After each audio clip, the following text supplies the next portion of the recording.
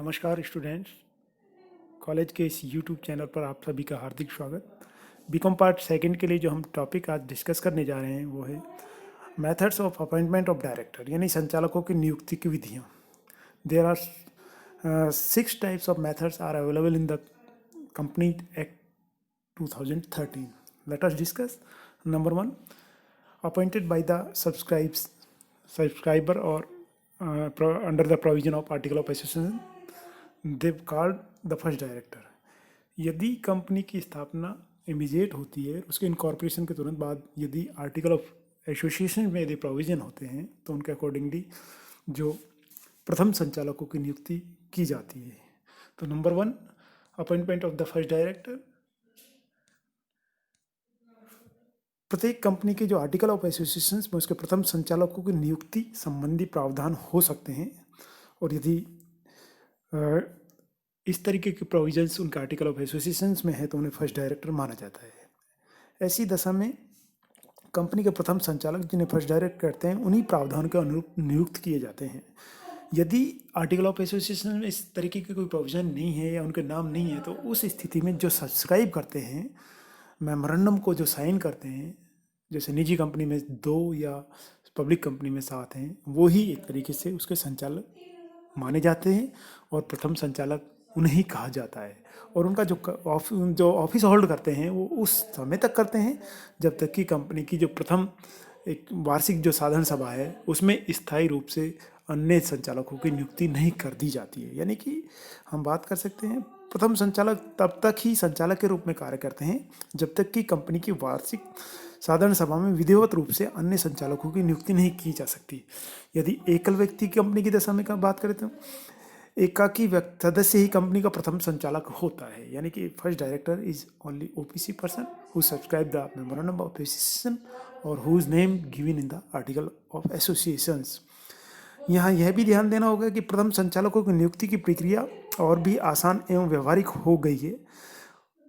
Presently newly जो पंजीकृत corporate या इनकॉर्पोरेटेड कंपनी है, रजिस्ट्रार के पास उन लोगों के नामों की सूची प्रस्तुत करनी होती है जिन्होंने कंपनी के प्रथम संचालक बनने हेतु या तो उन्होंने लिखित में कंसेंट दिए, उनके पास आरओ की सूची, आरओसी को यहाँ एक सूची भी देनी पड़ती है, उनकी कंसेंट भी उसके साथ में जाती है।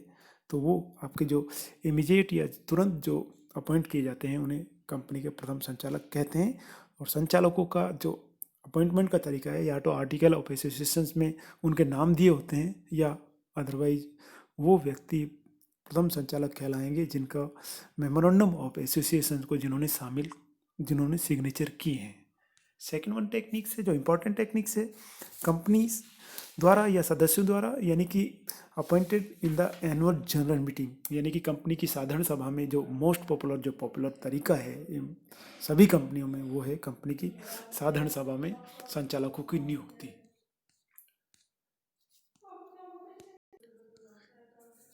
Members of the company have a right to appoint the directors. The provision of appointment of directors company by the members as under, यानी कि जो कंपनी के सदस्य हैं वो अपने कंपनी की साधारण सभा में संचालकों की नियुक्ति करते हैं।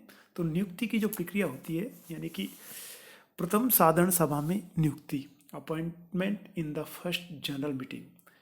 प्रत्येक कंपनी के सदस्य कंपनी के इनकॉर्पोरेशन के उपरांत अपनी प्रथम जो साधारण सभा है में संचालकों की नियुक्ति करने का अधिकार होता है। इस सभा में नियुक्त संचालक कंपनी के प्रथम संचालक कहलाते हैं। यानी कि जो तुरंत जो एक जनरल मीटिंग्स होती है इनकॉर्पोरेशन के बाद में, और जो एक तरीके से जो फर्स्ट डायरेक्टर है वो उनका ही अपॉइंटमेंट उसमें रेगुलर कर दिया जाता है। इसके बाद सेकेंड वन,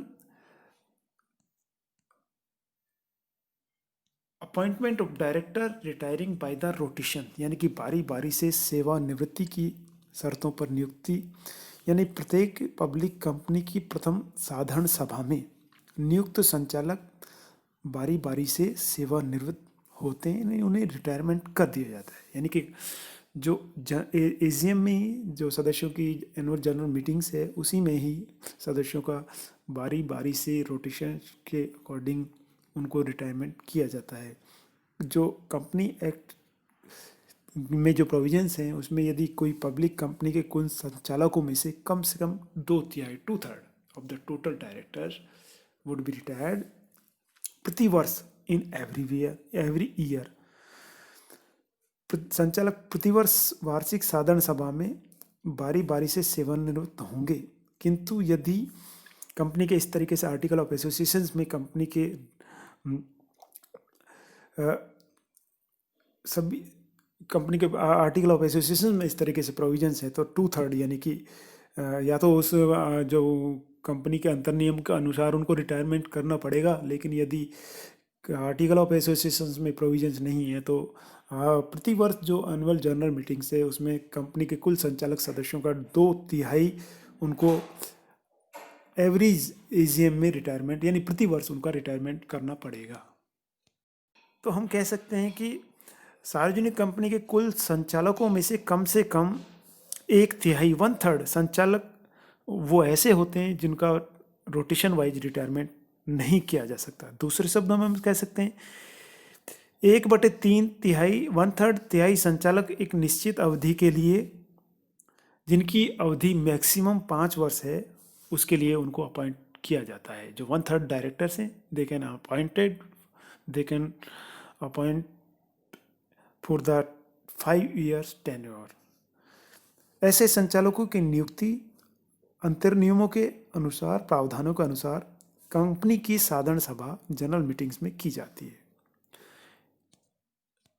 नेक्स्ट, फर्स्ट जो एनुअल जनरल मीटिंग्स है या उसके बाद सब्सिक्वेंटली जो पश्चातवर्ती जनरल मीटिंग्स है उन सभाओं में नियुक्ति, यानी जो संचालक 2/3 का 2/3 का जो रोटेशन वाइज जिन्हें रिटायर किया जाना है उसमें से कुल संचालकों में से कम 1/3 संचालक अनिवार्य रूप से कंपनी की जो फर्स्ट एनुअल जनरल मीटिंग्स है उसमें उनको रिटायर्ड किया जाएगा। इसी प्रकार यह क्रम जो सब्सिक्वेंटली एनुअल जनरल मीटिंग्स होंगी उसमें कंटिन्यू चलेगा और कम से कम 1/3 संचालक बारी बारी से रिटायर्ड होंगे। प्रत्येक वार्षिक साधारण सभा में निवृत्त होते जाएंगे। यदि निवृत्त होने योग्य संचालकों की संख्या 3 नहीं हो जाती हो अथवा 3 के गुणक में नहीं है तो 1/3 संख्या के निकटतम संख्या में संचालक बारी बारी से निवृत्त होंगे। यानी कि 1/3 हर उसमें जो आपकी एनुअल जनरल मीटिंग्स है उसमें बारी बारी से, यानी जो टोटल रोटेशन जो 2/3 डायरेक्टर्स हैं, यानी 2/3 का यदि कोई किसी कंपनी में 15 संचालक हैं तो उसमें 10 डायरेक्टर्स का 1/3 यानी कि 3.33 यानी 3 डायरेक्टर्स को हर एनुअल जनरल मीटिंग्स या सब्सिक्वेंटली जनरल मीटिंग्स में उनको रिटायर्ड रोटेशन वाइज किया जाएगा। इसके बाद इसमें कौन सा जो डायरेक्टर है उसको पहले कौन सा रिटायर्ड किसको पहले किया जाना है, यानी कि जो पहले आने वाला पहले जाएगा, जो संचालक सबसे पहले नियुक्त किया है उसे वही पहले रिटायर्ड होगा, यानी फीफो मेथड इसमें अप्लाई करेंगे, जो फर्स्ट कम फर्स्ट आउट। इसके बाद यदि सेम डेट पर कोई अपॉइंटमेंट है किसी डायरेक्टर का तो उस स्थिति में उन डायरेक्टर से उनके रिटायरमेंट की कंसेंट ली जाती है कि भाई मैं इनसे पहले जाने को तैयार हूँ 1/3 का। और यदि वो कंसेंट नहीं देते हैं तो उस स्थिति में लॉटरी सिस्टम से उनके रिटायरमेंट का फैसला किया जाता है under section 152 clause 6 sub clause D के अनुसार। इसके अलावा जो filing of vacancy bye appointment और री अपॉइंटमेंट, यानी कि कंपनी की जो वार्षिक साधारण सभा में कंपनी के संचालकों का नियुक्ति और उनकी पुनर्नियुक्ति दी जाती है। यानी कि जो वैकेंसी पोस्ट हैं उनको या तो नए डायरेक्टर से भरा जाता है या फिर जो रिटायर्ड होने वाले डायरेक्टर हैं, संचालक हैं, उनको भी पुनर्नियुक्ति दी जा सकती है। इसके बाद थर्ड जो आपका appointment of the by the board of directors, यानी कि बोर्ड ऑफ डायरेक्टर या संचालक मंडल सदस्यों के द्वारा नियुक्ति।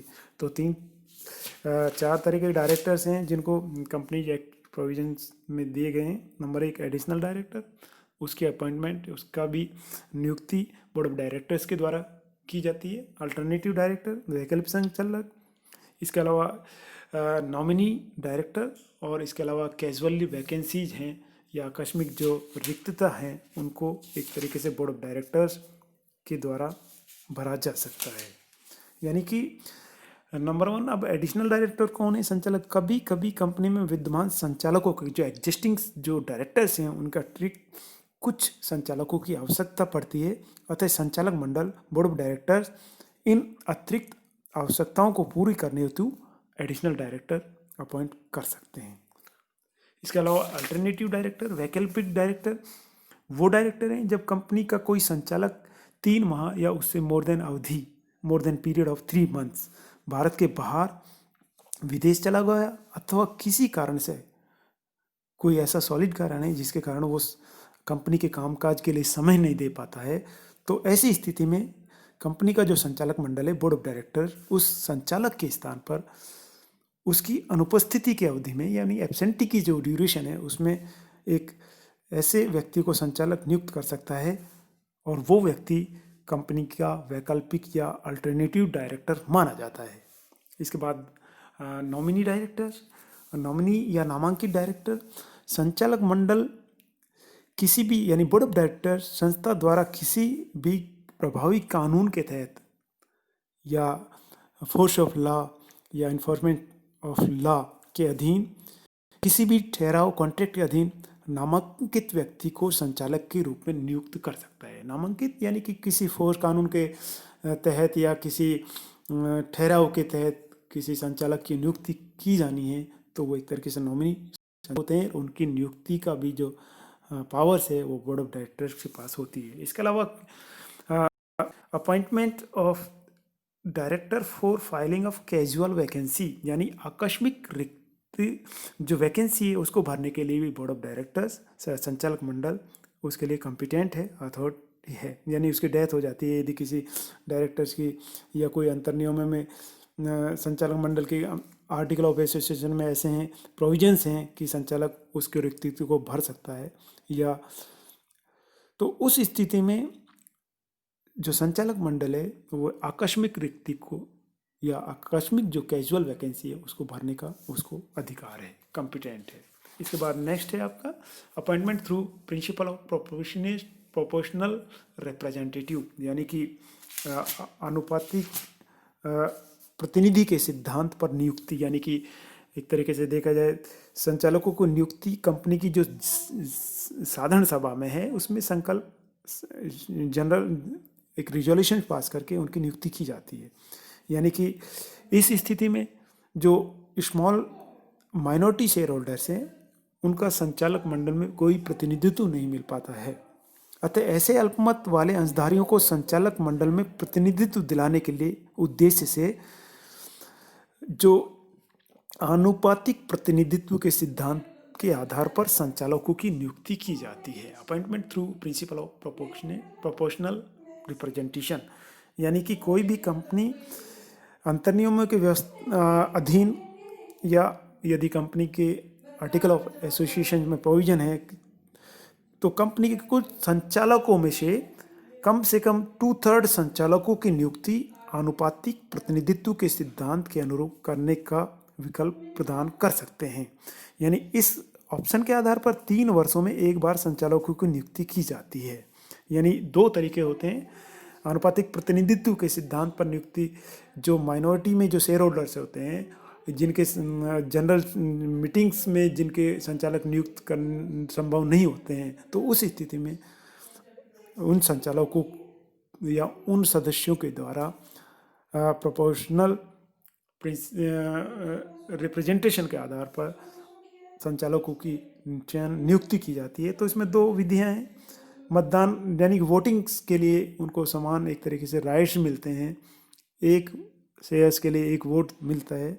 तो 2 तरीके से होता है, एकल अंतरणीय मतदान प्रणाली, सिंगल ट्रांसफर वोट सिस्टम। इसमें एक व्यक्ति, जैसे इस प्रणाली में मतदाता अपने प्राथमिक प्रायोरिटीज में अपनी ऑर्डर ऑफ प्रेफरेंसेस यानी पसंदीदा क्रम में सभी प्रत्याशियों को क्रम निर्धारण करके मत देता है। यानी फॉर एग्जांपल, यदि मतदान के लिए संचालक के लिए जिनके लिए वोट होना है उसके लिए 5 कैंडिडेट हैं, तो एक जो मतदाता है या मेंबर्स है, सदस्य है, वो अपने पसंदीदा क्रम में प्रिंसिपल ऑफ प्रेफरेंशियल ऑर्डर में वो हर संचालक को अपना क्रम देता है, 1 2 3 4 5 इस तरीके से रखता है।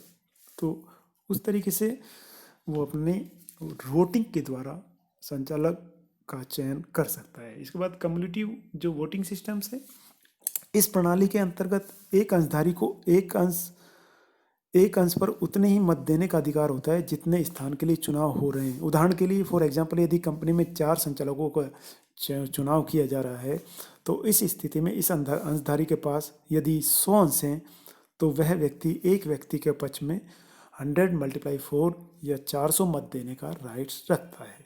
इसके बाद नेक्स्ट जो आपका अपॉइंटमेंट है, appointment bye national company law tribunal, यानी कि प्राधिकरण के आदेश से नियुक्ति। जो NCLT जो नेशनल कंपनी लॉ ट्रिब्यूनल है, एक सबसे बड़ी अथॉरिटी है कंपनी के मामलात को लेकर। और यदि किसी कंपनी के विरुद्ध मिसमैनेजमेंट की या कोई अन्याय की कोई कंप्लेंट है, तो उस मामलों की सुनवाई के दौरान या निर्णय के प्रक्रिया के दौरान यदि चाहे तो प्राधिकरण या ट्रिब्यूनल संचालकों की नियुक्ति कर सकती है। यह आदेश द्वारा निर्धारित कर सकती है जिसके अनुरूप कंपनी के विद्यमान प्रबंध संचालक अथवा प्रबंधकों को हटाकर नए प्रबंध संचालक, यानी कि जो विद्यमान जो संचालक था उसको हटाकर उसकी जगह ट्रिब्यूनल नए संचालकों की नियुक्ति कर सकती है। इसके बाद नेक्स्ट आपका है इम्पोर्टेंट, वो है लास्ट वन, केंद्र सरकार द्वारा नियुक्ति। यानी कि यदि किसी कारणों से संचालक त्यागपत्र देते हैं अथवा सभी संचालकों में अयोग्यता डिसक्वालिफिकेशन पैदा हो जाती है, तो इस स्थिति में उन्हें अपना पद छोड़ना पड़ता है। तो ऐसी स्थिति में कि जो कंपनी का कोई भी प्रोमोटर्स नहीं है, यदि उस स्थिति में जब संचालक अयोग्य हो गए हैं या उन्होंने अपने पद त्याग दे दिया है और सरकार को लग रहा है कि कोई भी प्रोमोटर्स कंपनी का नहीं बचा है, तो ऐसी स्थिति में यदि केंद्र सरकार से आए तो संचालक नियुक्त कर सकती है। और ऐसे संचालकों का कार्यकाल तब तक बना रहता है जब तक कि कंपनी की साधारण सभा में संचालकों की विधिवत रूप से नियुक्ति नहीं हो जाती है, यानी और उनको कोई चैलेंज नहीं कर सकता, एक तरीके से उन्हें हटाया नहीं जा सकता। नेक्स्ट वीडियो में हम जो संचालकों के संबंधी जो अदर प्रोविजंस हैं, other provision as to regard directors, यानी संचालक के नियुक्ति या संचालक बनने के लिए जो एक प्रोसेस जो फॉलो करना पड़ता है डायरेक्टर संचालक को, वो प्रोसीजर क्या होगा उसके बारे में डिस्कस करेंगे। बहुत बहुत धन्यवाद। Thanks to all.